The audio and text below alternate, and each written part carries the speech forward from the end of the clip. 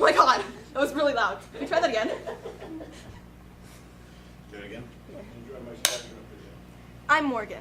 Enjoy my scavenger hunt video. This is the Space History Center. Opened in 2010, this building is filled to the brim with all kinds of space history, mostly about missions into the great unknown. The following are some of the items that caught my eye in this museum. We currently have 4 active launch complexes, 3 of which you can see in this shot.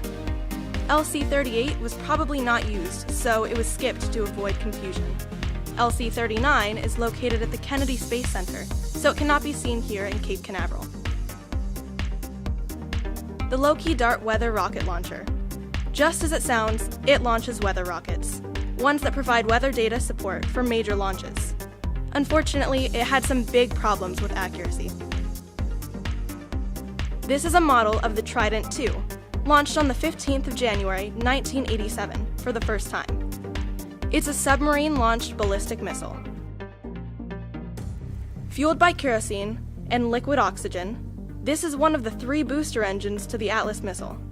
Its first launch was in 1958 and continued to be used 37 more times after being launched from complexes 11 through 14 and 36 at Cape Canaveral Air Force Station.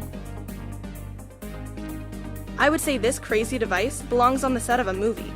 The LC-19 Vehicle Test Console, also known as the Gemini console, is divided into 3 sections. The first is a hazard alarm and warning systems control. The second, a process water control, and the last is used for checking the system status. It also checked out the Titan II missile, which we talked about earlier. Both assisted 2 unmanned missions and 10 manned missions. Speaking of manned missions, LC-14 was one of them. Before sending humans out of the atmosphere, it held the first animal sent into orbit by the US, a chimpanzee named Enos. This was on November 29th of 1961. That was one of a few more manned missions you can find information about here, such as 5 and 6 through 13. The funny thing about Launch Complex 5 and 6 and 26 is that their names were not based on order, but the acreage of the area, 5.6 acres and 26 acres. Thanks to our friend at the museum, I learned something new. Titan I rockets were launched from complexes 15, 16, 19, and 20 at the Air Force Station in Cape Canaveral. The second stage engine of this is also called the Titan I engine, which is what you're looking at now. It was part of 26 launches. This is actually the telephone used with the Gemini console. Since it was made in 1959, it doesn't work anymore, but I tried it just to make sure. Launch Complex 34 is something I'd like to learn more about. It was the first manned mission of the US Apollo program, which ended up landing the first men on the moon.